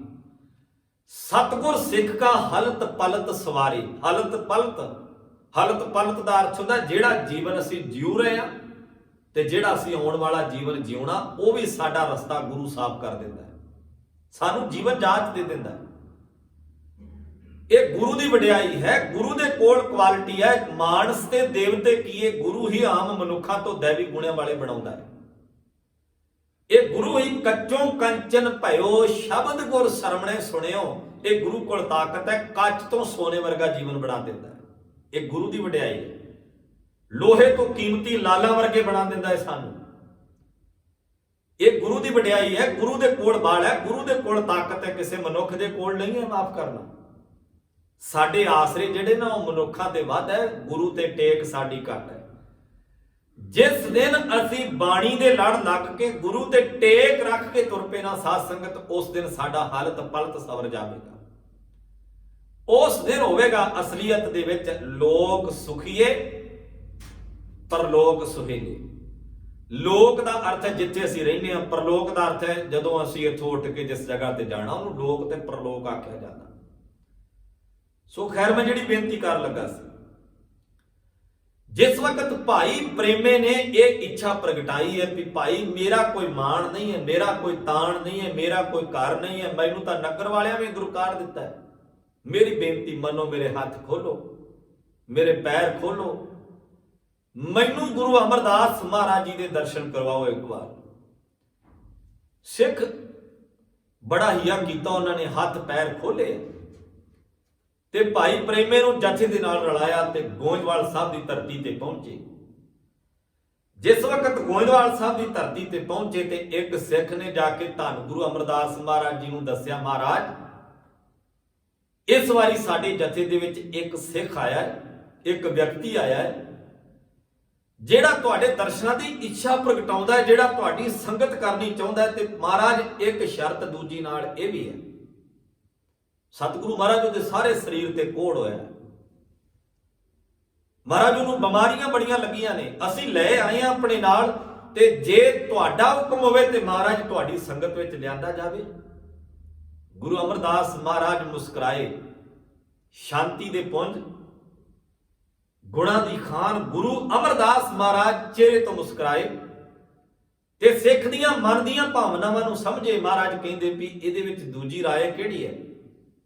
ਜੇ ਉਹਨੇ ਇੱਛਾ ਪ੍ਰਗਟਾਈ ਹੈ ਤੇ ਲੈ ਕੇ ਆਓ ਸੰਗਤ ਵਿੱਚ। ਸਤਿਗੁਰੂ ਮਹਾਰਾਜ ਨੇ ਭਾਈ ਪ੍ਰੇਮੇ ਦੇ ਸਰੀਰ ਦੀ ਹਾਲਤ ਵੇਖੀ, ਸਰੀਰ ਦੇ ਵਿੱਚੋਂ ਪਾਕ ਵਗ ਰਹੀ ਹੈ, ਸਾਰਾ ਸਰੀਰ ਜਿਹੜਾ ਜ਼ਖਮਾਂ ਦੇ ਨਾਲ ਭਰਿਆ ਹੋਇਆ ਹੈ, ਲਹੂ ਸਿਮ ਰਿਹਾ ਹੈ ਸਰੀਰ ਦੇ ਵਿੱਚੋਂ, ਬੁਰੇ ਹਾਲਾਤ ਨੇ ਉਹਦੇ ਸਰੀਰ ਦੇ। ਮਹਾਰਾਜ ਨੇ ਭਾਈ ਪ੍ਰੇਮੇ ਨੂੰ ਹੌਸਲਾ ਦਿੱਤਾ ਵੀ ਤੂੰ ਚਿੰਤਾ ਨਾ ਕਰ। ਤੇ ਭਾਈ ਪ੍ਰੇਮੇ ਨੇ ਹੱਥ ਜੋੜੇ ਤੇ ਰੋ ਰੋ ਕੇ ਕਹਿ ਰਿਹਾ, ਮਹਾਰਾਜ ਮੇਰਾ ਕੋਈ ਨਹੀਂ ਰਿਹਾ, ਮੇਰਾ ਤੇ ਘਰ ਪਰਿਵਾਰ ਵੀ ਨਹੀਂ ਹੈ, ਮੇਰਾ ਤੇ ਨਗਰ ਵੀ ਨਹੀਂ ਹੈ, ਮੈਨੂੰ ਤੇ ਨਗਰ ਵਾਲਿਆਂ ਨੇ ਵੀ ਗਲ ਵਿੱਚ ਬਰਤਨ ਬੰਨ੍ਹ ਕੇ ਤੇ ਬਾਹਰ ਕੱਢ ਦਿੱਤਾ ਹੈ। ਸੱਚੇ ਪਾਤਸ਼ਾਹ ਮੈਂ ਜਾਵਾਂ ਕਿੱਥੇ? ਗੁਰੂ ਅਮਰਦਾਸ ਮਹਾਰਾਜ ਨੇ ਆਖਿਆ, ਜਿਸ ਜਗ੍ਹਾ ਤੇ ਤੂੰ ਆ ਗਿਆ ਤੇਰਾ ਹੀ ਘਰ ਹੈ, ਇੱਥੋਂ ਤੂੰ ਜਾਵੇਂਗਾ ਨਹੀਂ। ਗੁਰੂ ਅਮਰਦਾਸ ਪਾਤਸ਼ਾਹ ਮਹਾਰਾਜ ਜੀ ਨੇ ਉਸ ਵਕਤ ਆਪਣੇ ਕੋਲ ਇੱਕ ਵੈਦ ਰੱਖਿਆ ਸੀ, ਜਿਹਦਾ ਇਤਿਹਾਸ ਵਿੱਚ ਜ਼ਿਕਰ ਆਉਂਦਾ ਭਾਈ ਲਾਲੂ ਵੈਦ। ਜਿਵੇਂ ਅੱਜ ਦੇ ਸਮੇਂ ਦੇ ਵਿੱਚ MBBS ਡਾਕਟਰ ਆਪਾਂ ਕਹਿੰਦੇ ਨਾ ਵੀ ਬੜਾ ਜਿਹੜਾ MD ਜਾਂ MBBS ਡਾਕਟਰ, ਮੰਨਿਆ ਪਰਮੰਨਿਆ ਡਾਕਟਰ, ਉਸ ਵਕਤ ਦਾ ਭਾਈ ਲਾਲੂ ਵੈਦ ਇਲਾਕਿਆਂ ਦੇ ਵੈਦ ਹੋਇਆ ਕਰਦੇ ਸੀ। ਗੁਰੂ ਸਾਹਿਬ ਜੀ ਨੇ ਦਵਾਖਾਨੇ ਖੋਲੇ, ਚੇਤਾ ਰੱਖਿਓ ਸਾਧ ਸੰਗਤ, ਜਿੱਥੇ ਮਾਨਸਿਕਤਾ ਦਾ ਗੁਰੂ ਸਾਹਿਬ ਇਲਾਜ ਕਰਦੇ ਸੀ ਨਾ, ਉੱਥੇ ਸਰੀਰਕ ਤੌਰ ਤੇ ਵੀ ਇਲਾਜ ਕਰਦੇ ਸੀ। ਕੀਰਤਪੁਰ ਸਾਹਿਬ ਦੀ ਧਰਤੀ ਤੇ ਬਹੁਤ ਵੱਡਾ ਇੱਕ ਦਵਾਖਾਨਾ ਸੀ। ਕੀਰਤਪੁਰ ਸਾਹਿਬ ਦੀ ਧਰਤੀ ਤੇ ਗੁਰੂ ਹਰਿਰਾਏ ਸਾਹਿਬ ਜੀ ਨੇ ਬੜਾ ਵੱਡਾ ਦਵਾਖਾਨਾ ਉੱਥੇ ਖੋਲਿਆ। ਤਰਨ ਤਾਰਨ ਸਾਹਿਬ ਦੀ ਧਰਤੀ ਤੇ ਉਹ ਅੱਜ ਵੀ ਖੰਡਰ ਹੋ ਗਿਆ, ਬਾਅਦ ਵਿੱਚ ਈਸਾਈਆਂ ਦੇ ਕਬਜ਼ੇ ਦੇ ਵਿੱਚ ਆ ਗਿਆ। ਇੱਕ ਬਹੁਤ ਵੱਡਾ ਹਸਪੀਟਲ ਸੀ ਜਿਹੜਾ ਗੁਰੂ ਅਰਜਨ ਸਾਹਿਬ ਸੱਚੇ ਪਾਤਸ਼ਾਹ ਜੀ ਨੇ ਆਪਣੇ ਸਮੇਂ ਬਣਾਇਆ ਰੋਗੀਆਂ ਦੇ ਇਲਾਜ ਵਾਸਤੇ। ਤੇ ਮੈਂ ਇੱਥੇ ਬੇਨਤੀ ਕਰਦਾ ਜਾਵਾਂ, ਜਿੱਥੇ ਗੁਰੂ ਸਾਹਿਬ ਜੀ ਨੇ ਸਾਨੂੰ ਰੱਬ ਦੇ ਨਾਲ ਜੋੜਿਆ, ਉੱਥੇ ਮਨੁੱਖਤਾ ਦੇ ਭਲੇ ਵਾਸਤੇ ਜਿਸ ਦਿਨ ਲਾਹੌਰ ਦੀ ਧਰਤੀ ਤੇ ਕਾਲ ਪੈਂਦਾ ਹੈ ਨਾ, ਗੁਰੂ ਅਰਜਨ ਸਾਹਿਬ ਸੱਚੇ ਪਾਤਸ਼ਾਹ ਮਹਾਰਾਜ ਲਾਹੌਰ ਦੇ ਵਿੱਚ ਆਪ ਸੇਵਾ ਕਰਦੇ ਰਹੇ ਹੱਥੀਂ। ਜਦੋਂ ਮੁਰਦਿਆਂ ਦੇ ਨਾਲ ਬਾਜ਼ਾਰ ਭਰ ਗਏ, ਬਿਮਾਰ ਤਰਸ ਤਰਸ ਕਰਨ ਲੱਗੇ, ਤਾਹੀ ਮਾਰਨ ਲੱਗੇ, ਤੇ ਗੁਰੂ ਅਰਜਨ ਸਾਹਿਬ ਸੱਚੇ ਪਾਤਸ਼ਾਹ ਮਹਾਰਾਜ ਆਪਣੇ ਹੱਥਾਂ ਦੇ ਨਾਲ ਉਹਨਾਂ ਨੂੰ ਪਾਣੀ ਪਿਲਾਉਂਦੇ ਰਹੇ, ਉਹਨਾਂ ਦੇ ਮੂੰਹ ਵਿੱਚ ਬੁਰਕੀਆਂ ਤੋੜ ਕੇ ਪਾਉਂਦੇ ਰਹੇ। ਇੱਕ ਵਾਰੀ ਨਹੀਂ, ਦੋ ਵਾਰੀ ਨਹੀਂ, ਪੁਰਤਗਾਲ ਤੋਂ ਜਦੋਂ ਈਸਾਈ ਮਿਸ਼ਨਰੀ ਪ੍ਰਚਾਰ ਕਰਨ ਵਾਸਤੇ ਆਏ ਨਾ ਭਾਰਤ ਦੀ ਧਰਤੀ ਤੇ, ਈਸਾਈ ਮਿਸ਼ਨਰੀ ਪ੍ਰਚਾਰ ਕਰਨ ਵਾਸਤੇ ਆਏ, ਤੇ ਉਹਨਾਂ ਨੇ ਗੁਰੂ ਅਰਜਨ ਸਾਹਿਬ ਸੱਚੇ ਪਾਤਸ਼ਾਹ ਮਹਾਰਾਜ ਜੀ ਨੂੰ ਲਾਹੌਰ ਦੀ ਧਰਤੀ ਤੇ ਤੱਕਿਆ। ਉਹਨਾਂ ਨੇ ਕੀ ਦੇਖਿਆ? ਇੱਕ ਅਰਜਨ ਨਾਮੀ ਵਿਅਕਤੀ, ਉਹ ਫਿਰ ਚਿੱਠੀ ਲਿਖਦੇ ਨੇ, ਪਿੱਛੇ ਪੁਰਤਗਾਲ ਚਿੱਠੀ ਲਿਖਦੇ ਨੇ ਵਾਪਸ, ਤੇ ਇੱਥੇ ਆਪਣੀ ਗੱਲ ਨਹੀਂ ਬਣੇਗੀ। ਉਹਨਾਂ ਚਿੱਠੀ ਦੇ ਵਿੱਚ ਲਿਖਿਆ, ਆਖਣ ਲੱਗੇ ਇੱਥੇ ਅਰਜਨ ਨਾਮੀ ਇੱਕ ਵਿਅਕਤੀ ਹੈ, ਜਿਹੜਾ ਕੰਮ ਆਪਾਂ ਕਰਨ ਵਾਸਤੇ ਇੱਥੇ ਆਏ ਆ ਉਹ ਆਲਰੇਡੀ ਪਹਿਲਾਂ ਉਹ ਕਰ ਰਿਹਾ ਹੈ। ਆਪਣੇ ਹੱਥਾਂ ਦਾ ਭੋਗ ਬਣਾ ਕੇ ਤੇ ਮਰੀਜ਼ਾਂ ਦੇ ਮੂੰਹ ਵਿੱਚ ਪਾਣੀ ਪਾ ਰਿਹਾ, ਤੇ ਉਹਨਾਂ ਦੇ ਮੂੰਹ ਵਿੱਚ ਬੁਰਕੀਆਂ ਤੋੜ ਤੋੜ ਕੇ ਪਾ ਰਿਹਾ, ਤੇ ਸਮੇਂ-ਸਮੇਂ ਤੇ ਦਵਾਈ ਬੂਟੀ ਦੇ ਕੇ ਉਹਨਾਂ ਦਾ ਇਲਾਜ ਕਰ ਰਿਹਾ। ਜਿੰਨੀ ਦੇਰ ਤੱਕ ਅਰਜਨ ਨਾਮੀ ਵਿਅਕਤੀ ਇਹ ਕੰਮ ਕਰਦਾ ਰਹੇਗਾ, ਉਨੀ ਦੇਰ ਤੱਕ ਸਾਡਾ ਇੱਥੇ ਪ੍ਰਚਾਰ ਫੇਲ ਹੋਵੇਗਾ, ਅਸੀਂ ਇੱਥੇ ਕਾਮਯਾਬ ਨਹੀਂ ਹੋਵਾਂਗੇ। ਇਹਦਾ ਅਰਥ ਗੁਰੂ ਸਾਹਿਬ ਜੀ ਦੇ ਸਮੇਂ ਪ੍ਰਚਾਰ ਬੁਲੰਦੀਆਂ ਤੇ ਸੀ। ਗੁਰੂ ਸਾਹਿਬ ਨੇ ਜੋ ਜੋ ਸ਼ਬਦ ਕਹੇ ਉਹ ਪ੍ਰੈਕਟੀਕਲ ਵੀ ਕੀਤੇ, ਜੋ ਕਿਹਾ ਵੀ ਮਨੁੱਖਤਾ ਦਾ ਭਲਾ ਕਿਵੇਂ ਕਰਨਾ, ਮਹਾਰਾਜ ਨੇ ਉਹ ਕਰਕੇ ਵੀ ਵਿਖਾਇਆ। ਪਰ ਜੇ ਅੱਜ ਸਾਡੇ ਪੰਜਾਬ ਦੀ ਧਰਤੀ ਤੇ ਈਸਾਈ ਮਿਸ਼ਨਰੀ ਪੈਰ ਪਸਾਰ ਕੇ ਬੈਠ ਕੇ ਨਾ, ਇਹਦਾ ਅਰਥ ਹੈ ਸਾਡੀ ਕੌਮ ਦੇ ਆਗੂ ਜਾਂ ਸਾਡੇ ਪ੍ਰਚਾਰਕ ਜਾਂ ਸਾਡੇ ਕਥਾਵਾਚਕ ਕਿਤੇ ਨਾ ਕਿਤੇ ਆਪਣੇ ਫਰਜ਼ ਛੱਡ ਕੇ ਆਪਸੀ ਲੜਾਈਆਂ ਵਿੱਚ ਰੁੱਝ ਗਏ ਆ, ਤੇ ਗੁਰਬਾਣੀ ਜਾਂ ਇਤਿਹਾਸ ਦੀ ਗੱਲ ਜਿਹੜੀ ਆ, ਜਿਹੜਾ ਪ੍ਰੈਕਟੀਕਲ ਜੀਵਨ ਦੀ ਗੱਲ ਹੈ, ਉਹ ਖਤਮ ਹੋ ਗਈ। ਗੁਰੂ ਅਰਜਨ ਸਾਹਿਬ ਜੀ ਦੇ ਬਾਰੇ ਇਹ ਜ਼ਿਕਰ ਉਹਨਾਂ ਨੇ ਕੀਤਾ ਕਿ ਲਾਹੌਰ ਦੀ ਧਰਤੀ ਤੇ ਉਹ ਆਲਰੇਡੀ ਕੰਮ ਕਰ ਰਹੇ ਨੇ ਜਿਹੜਾ ਕੰਮ ਅਸੀਂ ਕਰਨਾ ਚਾਹੁੰਦੇ ਸੀ, ਇਸ ਲਈ ਅਸੀਂ ਆਪਣੇ ਮਿਸ਼ਨ ਵਿੱਚ ਕਾਮਯਾਬ ਨਹੀਂ ਹੋਵਾਂਗੇ। ਤਾਂ ਮੈਂ ਜਿਹੜੀ ਬੇਨਤੀ ਕਰਨ ਲੱਗਾ ਸੀ, ਗੁਰੂ ਅਰਜਨ ਸਾਹਿਬ ਜੀ ਨੇ ਇੱਕ ਦਵਾਖਾਨਾ ਖੋਲਿਆ, ਕੋੜੀਆਂ ਵਾਸਤੇ ਇੱਥੇ ਹਸਪੀਟਲ ਖੋਲਿਆ ਤਰਨ ਤਾਰਨ ਸਾਹਿਬ ਦੀ ਧਰਤੀ ਤੇ। ਇਸੇ ਤਰ੍ਹਾਂ ਗੁਰੂ ਅਮਰਦਾਸ ਮਹਾਰਾਜ ਜੀ ਨੇ ਗੋਇੰਦਵਾਲ ਸਾਹਿਬ ਦੀ ਧਰਤੀ ਤੇ ਇੱਕ ਭਾਈ ਲਾਲੂ ਨਾਮ ਦਾ ਵੈਦ ਰੱਖਿਆ। ਜਦੋਂ ਭਾਈ ਪ੍ਰੇਮੇ ਦੇ ਸਰੀਰ ਵੱਲ ਤੱਕਿਆ, ਮਹਾਰਾਜ ਨੇ ਆਵਾਜ਼ ਦਿੱਤੀ, ਕਹਿੰਦੇ ਵੀ ਭਾਈ ਲਾਲੂ ਜੀ ਨੂੰ ਬੁਲਾਓ। ਭਾਈ ਲਾਲੂ ਵੈਦ ਨੂੰ ਬੁਲਾਇਆ ਗਿਆ, ਤੇ ਮਹਾਰਾਜ ਨੇ ਇੱਕ ਡਿਊਟੀ ਲਾ ਦਿੱਤੀ, ਆਖਣ ਲੱਗੇ ਭਾਈ ਲਾਲੂ ਇਸ ਪ੍ਰੇਮੇ ਦਾ ਇਲਾਜ ਤੁਸੀਂ ਸਰੀਰ ਦਾ ਕਰਨਾ ਹੈ। ਅੱਜ ਸਾਧ ਸੰਗਤ ਸਾਨੂੰ ਉਲਝਾਇਆ ਜਾ ਰਿਹਾ, ਜਿਹੜਾ ਸਾਡਾ ਸੰਦਾਸ ਸੀ ਨਾ ਉਹਦੇ ਤੋਂ ਦੂਰ ਕਰ ਦਿੱਤਾ ਗਿਆ। ਜੇ ਗੁਰੂ ਅਮਰਦਾਸ ਮਹਾਰਾਜ ਆਪਣੇ ਹੁੰਦਿਆਂ ਹੀ ਇਹ ਗੱਲ ਕਹਿੰਦੇ ਸੀ ਵੀ ਭਾਈ ਲਾਲੂ ਜੀ ਇਹ ਸਰੀਰ ਦਾ ਇਲਾਜ ਤੁਸੀਂ ਕਰਨਾ ਹੈ, ਤੇ ਮਾਨਸਿਕਤਾ ਦਾ ਇਲਾਜ ਇਹਦਾ ਅਸੀਂ ਕਰਾਂਗੇ, ਇਹਦੇ ਮਨ ਦਾ ਇਲਾਜ ਅਸੀਂ ਕਰਾਂਗੇ। ਸੰਗਤ ਵਿੱਚ ਸ਼ਬਦ ਦੁਆਰਾ ਇਹਦਾ ਇਲਾਜ ਹੋਵੇਗਾ ਮਨ ਦਾ। ਸੰਗਤ ਵਿੱਚ ਬੈਠ ਕੇ ਇਹਦੇ ਮਨ ਦੀ ਦ੍ਰਿੜਤਾ ਬਣੇਗੀ, ਇਹਦਾ ਭਰੋਸਾ ਬਣੇਗਾ, ਇਹਦਾ ਵਿਸ਼ਵਾਸ ਬਣੇਗਾ। ਪਰ ਇੱਕ ਗੱਲ ਤੁਹਾਨੂੰ ਅਸੀਂ ਕਹਿਣਾ ਚਾਹੁੰਦੇ ਹਾਂ ਕਿ ਇਹਦੇ ਸਰੀਰ ਦਾ ਇਲਾਜ ਤੁਸੀਂ ਕਰਨਾ। ਹੁਣ ਗੁਰੂ ਸਾਹਿਬ ਇੱਕ ਵੈਦ ਨੂੰ ਕਹਿ ਰਹੇ ਨੇ ਇਹ ਗੱਲ, ਪਰ ਇੱਥੇ ਤਾਂ ਸਾਡੇ ਗੁਰਧਾਮਾਂ ਤੇ ਬੋਰਡ ਲੱਗੇ ਹੋਇਆ ਵੀ 5 ਵਾਰ ਇੱਥੇ ਇਸ਼ਨਾਨ ਕਰ ਲਓ ਤੇ ਤੁਹਾਡੇ ਸਾਰੇ ਦੁੱਖ ਦੂਰ ਹੋਣਗੇ। ਬਾਬਿਆਂ ਨੇ ਬੋਰਡ ਲਾਏ ਹੁੰਦੇ ਵੀ 5 ਵਾਰੀ ਇਸ਼ਨਾਨ ਕਰੋ ਵੀ ਤੁਹਾਡੇ ਸਰੀਰ ਦਾ ਰੋਗ ਦੂਰ ਹੋ ਜਾਏਗਾ, ਮੋਗੇ ਦੂਰ ਹੋ ਜਾਣਗੇ, ਲੂਣ ਚੜਾ ਦਿਓ, ਬੌਕਰਾਂ ਚੜਾ ਦਿਓ। ਇਹ ਸਭ ਭਰਮ ਭੁਲੇਖਿਆ। ਜਦੋਂ ਬਾਬੇ ਬਿਮਾਰ ਹੁੰਦੇ ਇਲਾਜ ਬਾਹਰ ਜਾ ਕੇ ਹੁੰਦਾ ਉਹਨਾਂ ਦਾ, ਉਹ ਬਾਹਰ ਲਿਓ, ਜਾਂ ਫਿਰ ਪੀਜੀਆਈ ਜਾਂਦੇ ਨੇ, ਜਾਂ ਫਿਰ ਦਿੱਲੀ ਪੋਲੋ ਵਰਗੇ ਹਸਪੀਟਲਾਂ ਜਾਂਦੇ ਨੇ। ਜੇ ਉੱਥੋਂ ਵੀ ਗੱਲ ਨਾ ਬਣੇ ਤੇ ਫਿਰ ਜਹਾਜ਼ ਤੇ ਚੜ੍ਹ ਕੇ ਬਾਹਰ ਜਾਂਦੇ ਨੇ, ਬਾਹਰਲੇ ਮੁਲਕਾਂ ਜਾ ਕੇ ਇਲਾਜ ਕਰਵਾਉਂਦੇ ਨੇ। ਪਰ ਸੰਗਤ ਨੂੰ ਕੀ ਕਹਿੰਦੇ ਨੇ ਵੀ ਸਾਡੇ ਦੁਆਰਾ ਬਣਾਇਆ ਹੋਇਆ ਜਿਹੜਾ ਇੱਥੇ ਇੱਕ ਗੁਰਧਾਮ ਹੈ, ਜਿਹੜਾ ਅਸੀਂ ਉਹਨੂੰ ਗੁਰਧਾਮ ਦਾ ਨਾਮ ਦਿੱਤਾ ਹੈ, ਇੱਥੇ ਆਓ 5 ਐਤਵਾਰ ਆਓ, 6 ਐਤਵਾਰ ਆਓ, 7 ਵਾਰ ਆਓ ਤੇ ਤੁਹਾਡਾ ਸਾਰਾ ਹੀ ਦੁੱਖ ਦੂਰ ਹੋ ਜਾਏਗਾ। ਸਾਡੇ ਦੁੱਖਾਂ ਦੀ ਗੱਲ ਇਉਂ ਕਰਦੇ ਨੇ। ਗੁਰੂ ਅਮਰਦਾਸ ਮਹਾਰਾਜ ਜੀ ਦੇ ਨਾਲੋਂ ਵੱਡੇ ਨਹੀਂ ਹੈ ਮਾਫ ਕਰਨਾ। ਗੁਰੂ ਅਮਰਦਾਸ ਮਹਾਰਾਜ ਨੇ ਆਪਣੇ ਕੋਲ ਸਪੈਸ਼ਲੀ ਇੱਕ ਡਾਕਟਰ ਰੱਖਿਆ ਸੀ, ਵੈਦ ਰੱਖਿਆ ਸੀ। ਵੈਦ ਇਲਾਕੇ ਦੇ ਵਿੱਚ ਜਿੰਨੀ ਆਈ ਗਈ ਸੰਗਤ ਸੀ ਉਹਦਾ ਇਲਾਜ ਕਰਦਾ ਸੀ। ਗੁਰੂ ਘਰਾਂ ਦੀ ਇੱਕ ਮਰਿਆਦਾ ਦੇ ਵਿੱਚ ਇਹ ਵੀ ਗੱਲ ਐਡ ਸੀ ਕਿ ਗੁਰੂ ਘਰਾਂ ਵਿੱਚ ਡਿਸਪੈਂਸਰੀਆਂ, ਅੱਜ ਵੀ ਤੁਸੀਂ ਦੇਖਿਓ ਕਿਤੇ ਗੁਰੂ ਘਰਾਂ ਵਿੱਚ ਡਿਸਪੈਂਸਰੀਆਂ ਮੌਜੂਦ ਨੇ, ਚਾਹੇ ਉਹ ਐਲੋਪੈਥੀ ਹੋਵੇ, ਚਾਹੇ ਹੋਮਿਓਪੈਥੀ ਹੋਵੇ, ਚਾਹੇ ਨੈਚੁਰੋਪੈਥੀ ਹੋਵੇ, ਕੋਈ ਵੀ ਪੈਥੀ ਦੀ ਡਿਸਪੈਂਸਰੀ ਹੋਵੇ। ਇਹਦਾ ਅਰਥ ਹੈ ਵੀ ਆਈ ਗਈ ਸੰਗਤ ਦੇ ਵਾਸਤੇ ਜਿੱਥੇ ਗੁਰੂ ਸਾਹਿਬ ਜੀ ਦੀ ਬਾਣੀ ਦੇ ਨਾਲ ਮਨ ਦਾ ਇਲਾਜ ਹੁੰਦਾ, ਉੱਥੇ ਨਾਲ ਨਾਲ ਗੁਰੂ ਘਰਾਂ ਵਿੱਚ ਸਰੀਰ ਦਾ ਇਲਾਜ ਵੀ ਕੀਤਾ ਜਾਂਦਾ ਹੈ। ਭਾਈ ਪ੍ਰੇਮਾ ਜੀ ਨੂੰ ਗੁਰੂ ਸਾਹਿਬ ਜੀ ਨੇ ਹਵਾਲੇ ਕਰ ਦਿੱਤਾ ਭਾਈ ਲਾਲੂ ਦੇ, ਵੀ ਭਾਈ ਲਾਲੂ ਜੀ ਇਹਨਾਂ ਦਾ ਤੁਸੀਂ ਸਰੀਰ ਦਾ ਇਲਾਜ ਕਰਨਾ। ਇਲਾਜ ਕੀਤਾ, ਸਹਿਜੇ ਦਵਾਈਆਂ ਬੂਟੀਆਂ ਦੇਣ ਦੇ ਨਾਲ, ਔਸ਼ਧੀਆਂ ਦੇਣ ਦੇ ਨਾਲ ਭਾਈ ਲਾਲੂ ਹਰ ਰੋਜ਼ ਰੁਟੀਨ ਦੇ ਵਿੱਚ ਇਹ ਕੰਮ ਕਰਦੇ ਨੇ। ਸਮੇਂ-ਸਮੇਂ ਤੇ ਦਵਾਈ ਬੂਟੀ ਦਿੰਦੇ ਨੇ। ਸਹਿਜੇ ਸਰੀਰ ਠੀਕ ਹੋਣ ਲੱਗਾ। ਭਾਈ ਪ੍ਰੇਮਾ ਸੰਗਤ ਵਿੱਚ ਬੈਠਣ ਲੱਗਾ ਆ ਕੇ। ਗੁਰੂ ਅਮਰਦਾਸ ਮਹਾਰਾਜ ਜੀ ਨੇ ਗੁਰਬਾਣੀ ਸ਼ਬਦਾਂ ਦੇ ਦੁਆਰਾ, ਇੱਕ ਗੱਲ ਦਾ ਧਿਆਨ ਰੱਖਿਓ ਸਾਧ ਸੰਗਤ, ਜਦੋਂ ਗੁਰੂ ਅਮਰਦਾਸ ਮਹਾਰਾਜ ਸੰਗਤ ਦੇ ਵਿੱਚ ਬੈਠ ਕੇ ਕਥਾ ਕਰਦੇ ਹੋਣਗੇ, ਸ਼ਬਦ ਦੀ ਵਿਚਾਰ ਦੱਸਦੇ ਹੋਣਗੇ। ਇੱਕ ਵਾਰੀ ਕਹਿੰਦੇ ਵੀ ਗੁਰੂ ਅਮਰਦਾਸ ਮਹਾਰਾਜ ਜੀ ਦੇ ਕੋਲ ਕੋਈ ਸਿੱਖ ਆਏ, ਇਤਿਹਾਸ ਬੋਲਦਾ ਹੈ, ਕੋਈ ਕਹਾਣੀ ਨਹੀਂ ਹੈ, ਕੋਈ ਮਨੋਰੰਜਨ ਵਾਸਤੇ ਨਹੀਂ ਹੈ, ਸਾਡਾ ਇਤਿਹਾਸ ਬੋਲਦਾ ਹੈ। ਮਹਾਰਾਜ ਦੇ ਕੋਲ ਆਏ, ਗੁਰੂ ਅਮਰਦਾਸ ਪਾਤਸ਼ਾਹ ਜੀ ਦੇ ਕੋਲ ਸਿੱਖ ਆਏ, ਆਖਣ ਲੱਗੇ ਮਹਾਰਾਜ ਮਨ ਟਿਕਦਾ ਨਹੀਂ ਹੈ, ਮਨ ਦੀ ਸ਼ਾਂਤੀ ਨਹੀਂ ਬਣਦੀ। ਸੱਚੇ ਪਾਤਸ਼ਾਹ ਮਨ ਦੇ ਅੰਦਰ ਨਾ ਕਈ ਤਰ੍ਹਾਂ ਦੇ ਫੁਰਨੇ ਉਪਜਦੇ ਨੇ, ਉਤਪੰਨ ਹੁੰਦੀਆਂ ਨੇ ਬੜੀਆਂ ਗੱਲਾਂ। ਤੇ ਸਾਧ ਸੰਗਤ ਇਹ ਹਰ ਬੰਦੇ ਦੀ ਪ੍ਰੋਬਲਮ ਹੈ ਵੀ ਮਨ ਅੰਦਰ ਬੜੇ ਸਵਾਲ ਉਤਪੰਨ ਹੁੰਦੇ ਨੇ, ਬੜੀ ਤਰ੍ਹਾਂ ਦੇ ਸਵਾਲ ਉਤਪੰਨ ਹੁੰਦੇ ਨੇ। ਗੁਰੂ ਅਮਰਦਾਸ ਮਹਾਰਾਜ ਜੀ ਦੇ ਕੋਲ ਆ ਕੇ ਹੱਥ ਜੋੜ ਕੇ ਖੜ ਗਏ, ਆਖਣ ਲੱਗੇ ਸੱਚੇ ਪਾਤਸ਼ਾਹ ਮਨ ਦੇ ਅੰਦਰ ਮੈਲ ਹੈ, ਪਤਾ ਨਹੀਂ ਕਈ ਤਰ੍ਹਾਂ ਦੇ ਸਵਾਲ ਉਪਜਦੇ ਨੇ। ਸੱਚੇ ਪਾਤਸ਼ਾਹ ਮਹਾਰਾਜ ਜੀ ਨੇ ਆਖਿਆ ਵੀ ਤੁਹਾਨੂੰ ਇਸ ਗੱਲ ਦਾ ਜਵਾਬ ਲੈਣ ਦੇ ਲਈ ਕੁਝ ਦਿਨ ਇੱਥੇ ਠਹਿਰਨਾ ਪਵੇਗਾ। ਹਨੇਰੀ ਆਈ, ਝੱਖੜ ਆਇਆ, ਬੜਾ ਘੱਟਾ ਮਿੱਟੀ ਜੰਮ ਗਿਆ ਤੇ ਸਿੱਖਾਂ ਨੇ ਹੱਥ ਵਿੱਚ ਝਾੜੂ ਫੜੇ ਤੇ ਉਹਨੂੰ ਸਾਫ਼ ਕਰਨ ਲੱਗੇ। ਮਹਾਰਾਜ ਕਹਿੰਦੇ ਵੀ ਤੁਸੀਂ ਇਹ ਕੰਮ ਨਾ ਕਰੋ, ਇਹਨੂੰ ਸਾਫ਼ ਨਾ ਕਰੋ, ਰਹਿਣ ਦਿਓ। ਕਹਿੰਦੇ ਮਹਾਰਾਜ ਨਹੀਂ, ਇੱਥੇ ਗੰਦ ਪੈ ਜਾਵੇਗਾ। ਮਹਾਰਾਜ ਜੇ ਕੱਲ ਨੂੰ ਝੱਖੜ ਆ ਗਿਆ ਤੇ ਫੇਰ ਹੋਰ ਚੜ ਜਾਏਗੀ ਮਿੱਟੀ, ਪਰਸੋਂ ਨੂੰ ਫੇਰ ਝੱਖੜ ਆਵੇਗਾ ਤੇ ਫੇਰ ਹੋਰ ਮਿੱਟੀ ਚੜ ਜਾਏਗੀ। ਮਹਾਰਾਜ ਨੂੰ ਸਾਫ਼ ਕਰਨਾ ਬੜਾ ਜ਼ਰੂਰੀ ਹੈ।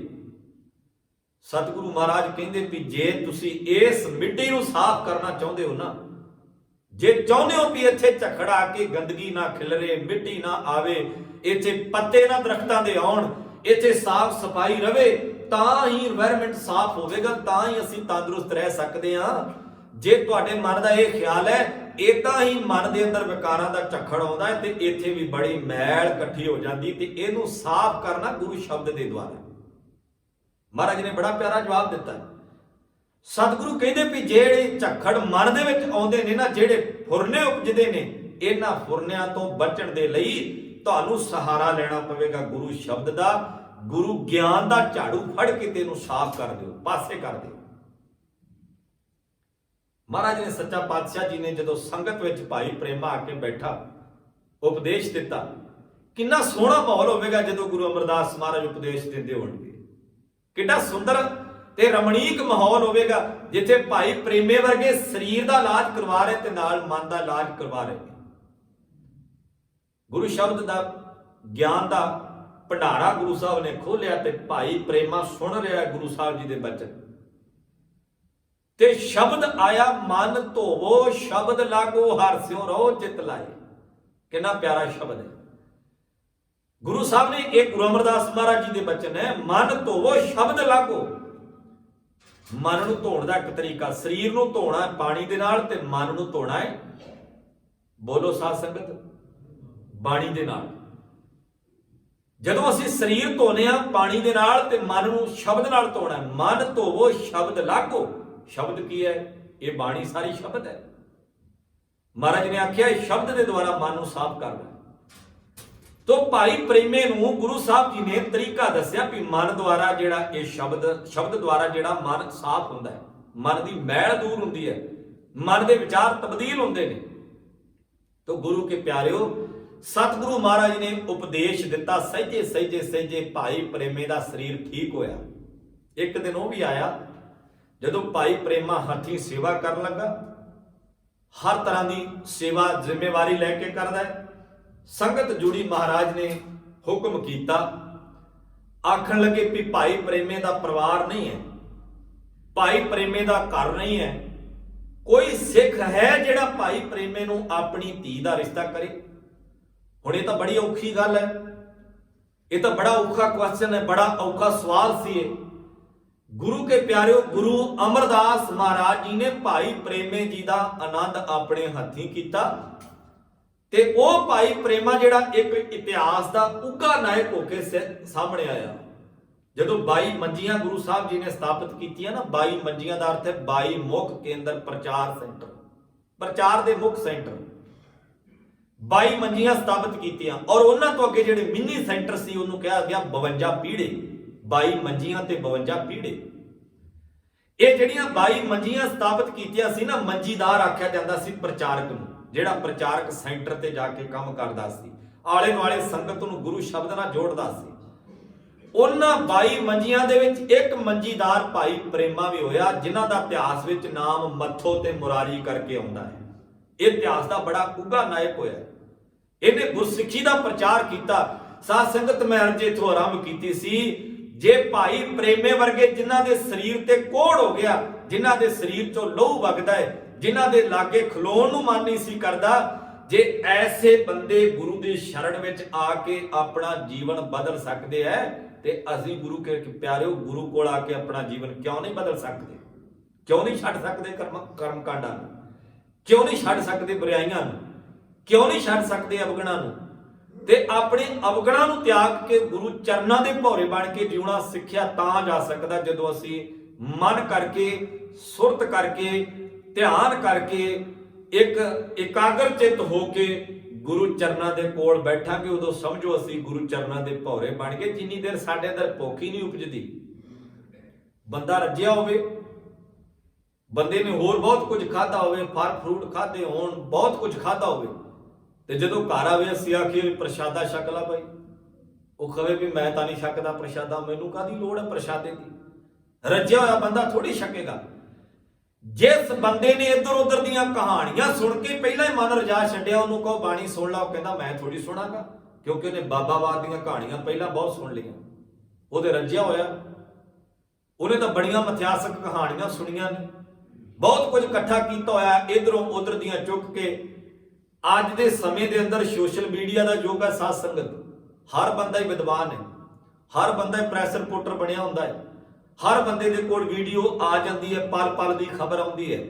पहलों लोग अखबार का उड़ीक करते सी कि अखबार आवेगी, सवेरे पता लगेगा की खबर है। हुण अखबार की उड़ीक कोई भी नहीं करता, हथ विच मोबाइल हुंदा ते 5-5 मिनट की खबर पूरी दुनिया की बंदे दे कोल तुरी आउंदी है। इन्ना क रज गया ना बंदा दुनिया दीयां गल्लां नाल, इहने भुख महसूस नहीं की कि मैं गुरु की बाणी की भुख महसूस करा, भी इस बाणी के विचार द्वारा मेरे मन की शांति होनी है ते मेरे मन की भुख मिटनी है। गुरु के प्यारिओ, गुरबाणी नूं अपना रोल मॉडल बनाइए भी गुरबाणी दे विच जिहड़े नायक सी इन्हां किहो जिहा जीवन जीविया। जदों भट्टा ने आके गुरु साहब जी दे कोल आख्या होवेगा ना भी सच्चे पातशाह बहुत घुमे आ, बहुत फिरे आ, मन की शांति दे लई हुण तुहाडे कोल आए आ, सच्चे पातशाह तुहाडे वर्गा कोई दूजा नहीं असीं देखिया, बड़ियां गल्लां सुनियां, बड़ियां कहानियां सुनियां, किसी ने चलीए कट्टण लई आख्या, किसी ने चुपहरे कट्टण लई आख्या, किसी ने व्रत रखण लई आख्या, किसी ने इत्थे इन्नी वार दर्शन करन दे लई आख्या, किसी ने पटावां भेंट करन दे लई आख्या, किसी ने पूजा प्रतिष्ठा करन दे लई आख्या, किसी ने पुठे सीधे तप करन वास्ते आख्या। पर सच्चे पातशाह सी जदों तुहाडे कोल आए ते तुसीं सानूं इह आख्या कि गुरु शब्द नाल जुड़ जाओ ते सारे सुख प्राप्त होणगे। गुरु के प्यारिओ, गुरबाणी पढ़नी औखी नहीं है, सिर्फ औखा की है सानूं लगदा भी जिहड़ियां गल्लां बाणी कहंदी है वो असीं करनियां कोई नहीं है। गुरबाणी ने तां सानूं नशा छड्डण वास्ते आख्या, पर जिहड़ा बंदा नशा करदा वो क्यों बाणी पढ़ेगा? उन्हें पता है कि जदों पढ़ांगा छड्डना पैना है। गुरबाणी ने चोरी छड्डण वास्ते आख्या, ਤੇ ਚੋਰ ਬੰਦਾ ਕਦੋਂ ਬਾਣੀ ਪੜ੍ਹੇਗਾ? ਉਹ ਆਖੇਗਾ ਵੀ ਮੈਨੂੰ ਜਦੋਂ ਪੜ੍ਹ ਲਈ ਤੇ ਮੈਨੂੰ ਸਮਝ ਆ ਜਾਣੀ, ਜਦੋਂ ਸਮਝ ਆ ਗਈ ਮੈਨੂੰ ਛੱਡਣੀ ਪੈਣੀ ਚੋਰੀ। ਇਹ ਸਾਰੀਆਂ ਚੀਜ਼ਾਂ ਜਿਹੜੀਆਂ ਨੇ ਸਾਧ ਸੰਗਤ, ਗੁਰਬਾਣੀ ਅਵਗਣ ਤਿਆਗਣ ਵਾਸਤੇ ਆਖਦੀ ਹੈ, ਪਰ ਬੰਦਾ ਜਿਉਂਦਾ ਹੀ ਅਵਗਣਾਂ ਦੇ ਸਹਾਰੇ ਆ। ਅਵਗਣਾਂ ਦੇ ਸਹਾਰੇ ਜਿਉਣ ਕਰਕੇ ਨਾ ਦੁਖੀ ਹੋਇਆ ਜਿਉਂਦਾ ਹੈ। ਜਿਹੜਾ ਇਹ ਕਿਹੋ ਜਿਹਾ ਜੀਵਨ ਹੈ, ਤੁਸੀਂ ਵੇਖਿਓ, ਗੌਰ ਕਰਿਓ ਸਾਧ ਸੰਗਤ ਇਸ ਗੱਲ ਤੇ। ਮੈਂ ਬੜਾ ਹੈਰਾਨ ਆ, ਜਦੋਂ ਅਸੀਂ ਗੁਰਮਤ ਕੈਂਪ ਲਗਾਉਂਦੇ ਆ ਨਾ, ਤੇ ਗੁਰਮਤ ਕੈਂਪਾਂ ਦੇ ਵਿੱਚ ਐਨੇ ਧਾਗੇ ਇਕੱਠੇ ਕਰਦੇ ਆ ਬੱਚਿਆਂ ਦੇ ਗਲਾਂ ਚੋਂ ਲਾਹ ਕੇ, ਗੁੱਟਾਂ ਤੋਂ ਲਾਹ ਕੇ। ਇੱਕ ਹੋਰ ਨਵਾਂ ਟ੍ਰੈਂਡ ਚੱਲ ਗਿਆ ਵੀ ਆ ਸਾਡੇ ਨੌਜਵਾਨ, ਸਾਡੀਆਂ ਭੈਣਾਂ ਤੇ ਸਾਡੇ ਵੀਰ ਗਿੱਟਿਆਂ ਨੂੰ ਧਾਗੇ ਬੰਨਣ ਲੱਗ ਪਏ ਨੇ ਕਾਲੇ ਰੰਗ ਦੇ। ਪਤਾ ਨਹੀਂ ਇਹ ਕਿਉਂ, ਇਹਦਾ ਤਾਂ ਰੀਜਨ ਪੁੱਛਣਾ ਪਵੇਗਾ ਨਾ। ਗੁੱਟਾਂ ਨੂੰ ਲਾਲ ਰੰਗ ਦੇ ਹੈ, ਗਿੱਟਿਆਂ ਨੂੰ ਕਾਲੇ ਰੰਗ ਦੇ ਹੈ, ਗਲ ਵਿੱਚ ਹਰੇ ਰੰਗ ਦੇ ਹੈ, ਡੋਲਿਆਂ ਤੇ ਕਾਲੇ ਰੰਗ ਦੇ ਹੈ। ਪਤਾ ਨਹੀਂ ਇਹ ਟ੍ਰੈਂਡ ਕਿੱਥੋਂ ਸ਼ੁਰੂ ਹੋ ਗਿਆ। ਮੈਂ ਤਾਂ ਹੈਰਾਨ ਹੁੰਨਾ ਵੀ ਪੰਡਤ ਹਰਦਿਆਲ ਨੇ ਇਹ ਗੱਲ ਕਹੀ ਸੀ, ਬਾਬਾ ਤੇਰੇ ਗਲ ਵਿੱਚ ਪਾਵਾਂਗਾ। ਗੁਰੂ ਨਾਨਕ ਨੇ ਆਖਿਆ ਨਹੀਂ, ਮੈਂ ਗਲ ਵਿੱਚ ਨਹੀਂ ਧਾਗਾ ਪਾਵਾਂਗਾ। ਉਹ ਕਹਿੰਦੇ ਬਾਬਾ ਨਹੀਂ ਪਾਵੇਂਗਾ ਤੇ ਤੇਰੇ ਸਿੱਖਾਂ ਦੇ ਗਿੱਟਿਆਂ ਤੱਕ ਬਣਾ ਦਿਆਂਗਾ ਮੈਂ। ਉਹਨੇ ਇੱਕ ਵੀ ਦਿਨ ਐਸਾ ਨਹੀਂ ਜਾਣ ਦਿੱਤਾ ਜਦੋਂ ਮਿਹਨਤ ਨਾ ਕੀਤੀ ਹੋਵੇ। ਉਸ ਪੁਜਾਰੀ ਨੇ ਇੱਕ ਵੀ ਦਿਨ ਨਹੀਂ ਛੱਡਿਆ, ਲਗਾਤਾਰ ਮਿਹਨਤ ਕੀਤੀ। ਉਹਨੇ ਕਿਹਾ ਬਾਬਾ ਮੈਂ ਤੇਰੇ ਸਿੱਖਾਂ ਦੇ ਗੁੱਟਾਂ ਤੇ ਬਣਾ ਦਿਆਂਗਾ, ਤੇਰੇ ਸਿੱਖਾਂ ਦੇ ਮੈਂ ਪੈਰਾਂ ਤੱਕ ਬਣਾ ਦਿਆਂਗਾ ਇਹ ਧਾਗੇ। ਗੁਰੂ ਕੇ ਪਿਆਰਿਓ, ਧਾਗੇ ਨਹੀਂ, ਇਹ ਗੁਲਾਮੀ ਦੀਆਂ ਜੰਜੀਰਾਂ ਪੈ ਗਈਆਂ। ਇਹ ਜੰਜੀਰਾਂ ਨੇ ਸਾਡੇ ਗਲ ਵਿੱਚ ਗੁਲਾਮੀ ਦੀਆਂ। ਔਰ ਕਿਉਂ ਪਈਆਂ ਨੇ? ਕਿਉਂਕਿ ਅਸੀਂ ਟੁੱਟੇ ਹੋਏ ਆ ਆਪਣੇ ਮੂਲ ਦੇ ਨਾਲੋਂ। ਖਸਮ ਛੋੜ ਦੂਜੇ ਲੱਗੇ, ਡੂਬੇ ਸੇ ਵਣਜਾਰਿਆ। ਸਤਿਗੁਰੂ ਹੈ ਬੋਏ ਥਾ ਬਿਰਲੇ ਕਿਨੇ ਵਿਚਾਰਿਆ। ਸਤਿਗੁਰੂ ਬੋਏ ਥਾ, ਬੋਏ ਥਾ ਦਾ ਅਰਥ ਕੀ ਹੁੰਦਾ? ਜਹਾਜ਼। ਤੇ ਜਿਹੜਾ ਬੰਦਾ ਜਹਾਜ਼ 'ਚ ਬੈਠ ਜਾਵੇ ਉਹ ਸਮੁੰਦਰ ਪਾਰ ਲੱਗ ਜਾਂਦਾ, ਤੇ ਜਿਹੜਾ ਜਹਾਜ਼ 'ਚ ਹੀ ਨਾ ਬੈਠੇ ਉਹ ਆਖੇ ਮੈਂ ਆਪਣੇ ਆਪ ਹੀ ਲੱਗ ਜਾਗਾ, ਸਮੁੰਦਰ ਦੇ ਵਿੱਚ ਦੀ ਲੰਘ ਜਾਗਾ, ਉਹਦਾ ਪਾਰ ਲੱਗਣਾ ਨਾਮੁਮਕਿਨ ਹੈ। ਉਹ ਕਦੀ ਲੱਗ ਨਹੀਂ ਸਕਦਾ, ਉਹ ਡੁੱਬ ਸਕਦਾ ਹੈ, ਪਾਰ ਨਹੀਂ ਲੱਗ ਸਕਦਾ। ਆਓ ਗੁਰੂ ਕੇ ਪਿਆਰਿਓ, ਗੁਰਬਾਣੀ ਦੇ ਨਾਲ ਜੁੜੀਏ ਤੇ ਗੁਰਬਾਣੀ ਦੀ ਵਿਚਾਰ ਨੂੰ ਆਪਣੇ ਜੀਵਨ ਦਾ ਸਹਾਰਾ ਬਣਾਈਏ। ਉਸ ਮਾਲਕ ਦੇ ਨਾਲ ਬਾਣੀ ਜੋੜਦੀ ਹੈ ਜਿਹਨੂੰ ਅੱਜ ਦੇ ਪਾਵਨ ਬਚਨ ਰਾਹੀਂ ਗੁਰੂ ਸਾਹਿਬ ਨੇ ਆਖਿਆ ਆਦ ਪੂਰਨ, ਮੱਧ ਪੂਰਨ, ਅੰਤ ਪੂਰਨ ਪਰਮੇਸ਼ਰ। ਉਹ ਪਰਮੇਸ਼ਰ ਪਹਿਲਾਂ ਵੀ ਸੀ, ਅੱਜ ਵੀ ਸੰਪੂਰਨ ਹੈ, ਆਉਣ ਵਾਲੇ ਸਮੇਂ 'ਚ ਵੀ ਸੰਪੂਰਨ ਹੈ। ਐਸੇ ਮਾਲਕ ਦੀ ਉਸਤਤੀ ਕਰੀਏ, ਬੰਦਿਆਂ ਦੀ ਉਸਤਤ ਨਹੀਂ। ਮਾਨੁਖ ਕੀ ਟੇਕ ਬ੍ਰਿਥੀ ਸਭ ਜਾਣ, ਦੇਵਨ ਕੋ ਇੱਕ ਭਗਵਾਨ। ਇੱਕ ਦਾ ਜਸ ਕਰੀਏ, ਇੱਕ ਨੂੰ ਗਾਈਏ, ਇੱਕ ਦੇ ਲੜ ਲੱਗੀਏ। ਬਾਣੀ ਆਖਦੀ ਸਾਹਿਬ ਮੇਰਾ ਏਕੋ ਹੈ, ਏਕੋ ਹੈ ਭਾਈ, ਏਕੋ ਹੈ। ਇਹਦਾ ਅਰਥ ਕੋਈ ਦੂਜਾ ਸਾਹਿਬ ਨਹੀਂ ਹੈ। ਆਦ ਦਾ ਅਰਥ ਹੈ ਪਹਿਲਾਂ ਵੀ ਸੀ, ਮੱਧ ਦਾ ਅਰਥ ਹੈ ਜਿਹੜਾ ਸਮਾਂ ਜੀਉ ਰਹੇ ਹਾਂ, ਅੰਤ ਦਾ ਅਰਥ ਹੈ ਅਖੀਰ ਤੱਕ ਅਸੀਂ ਦੁਨੀਆ ਤੇ ਵੀ ਨਹੀਂ ਹੋਵਾਂਗੇ, ਪਰ ਕਰਤਾ ਪੁਰਖ ਵਾਹਿਗੁਰੂ ਉਹਦੀ ਹੋਂਦ ਹਸਤੀ ਸਦਾ ਹੀ ਅਟਲ ਹੈ। ਇਹਨੂੰ ਸਾਡੇ ਵਿਚਾਰਵਾਨਾਂ ਨੇ ਮੱਧ ਦੇ ਨਾਲ ਵੀ ਜੋੜਿਆ ਵੀ ਮੱਧ ਦੇ ਭੋਗ ਨਾਲ ਸ਼ਬਦ ਨੂੰ ਪੜ੍ਹਿਆ ਜਾਂਦਾ ਹੈ, ਪਰ ਨਹੀਂ, ਇਹਦਾ ਮੱਧ ਦੇ ਭੋਗ ਨਾਲ ਕੋਈ ਸੰਬੰਧ ਨਹੀਂ ਹੈ, ਕਿਉਂਕਿ ਮੱਧ ਦਾ ਭੋਗ ਮਰਿਆਦਾ ਦੇ ਵਿੱਚ ਹੀ ਨਹੀਂ ਹੈ। ਇਹ ਤਾਂ ਸਾਡੀਆਂ ਆਪਣੀਆਂ ਬਣਾਈਆਂ ਹੋਈਆਂ ਗੱਲਾਂ ਨੇ। ਅਸੀਂ ਮੱਧ ਦੀ ਕੋਸ਼ਿਸ਼ ਕਰਦੇ ਵੀ ਮੱਧ ਲੱਭ ਲਈਏ। ਅਸੀਂ ਤਾਂ ਜੇ ਤੁਰੇ ਹੀ ਨਹੀਂ ਤੇ ਮੱਧ ਕਿੱਥੋਂ ਲੱਭ ਲਵਾਂਗੇ? ਅਸੀਂ ਤਾਂ ਉਸ ਰਸਤੇ ਬਾਰੇ ਜਾਣਦੇ ਹੀ ਨਹੀਂ ਹੈ ਤੇ ਮੱਧ ਕਿਵੇਂ ਲੱਭ ਲਵਾਂਗੇ? ਗੁਰੂ ਰਹਿਮਤ ਕਰੇ ਸਤਿਗੁਰੂ ਦੇ ਪਿਆਰਿਓ, ਲੱਭਣ ਦੀ ਕੋਸ਼ਿਸ਼ ਉਹਨਾਂ ਨੂੰ ਕੀਤੀ ਜਾਂਦੀ ਜਿਹੜੇ ਗਵਾਚ ਜਾਣ, ਜਿਹੜੇ ਕੋਲ ਹੋਣ ਉਹਨਾਂ ਨੂੰ ਲੱਭਣ ਦੀ ਲੋੜ ਨਹੀਂ ਪੈਂਦੀ। ਆਓ ਬਾਣੀ ਨਾਲ ਜੁੜੀਏ, ਗੁਰੂ ਦੇ ਸ਼ਬਦ ਨੂੰ ਆਪਣੇ ਹਿਰਦੇ 'ਚ ਵਸਾਈਏ, ਆਪਣੇ ਆਪ ਦਾ ਜੀਵਨ ਸਵਰਗ ਬਣਾਈਏ ਤੇ ਘਰਾਂ ਨੂੰ ਸਵਰਗ ਬਣਾਈਏ। ਭੁੱਲ ਚੁੱਕ ਦੀ ਖਿਮਾ। ਗੁਰੂ ਫਤਿਹ ਨਾਲ ਸਾਂਝ ਕਰੋ। ਆਖੋ ਜੀ ਵਾਹਿਗੁਰੂ ਜੀ ਕਾ ਖਾਲਸਾ, ਵਾਹਿਗੁਰੂ ਜੀ ਕੀ ਫਤਿਹ।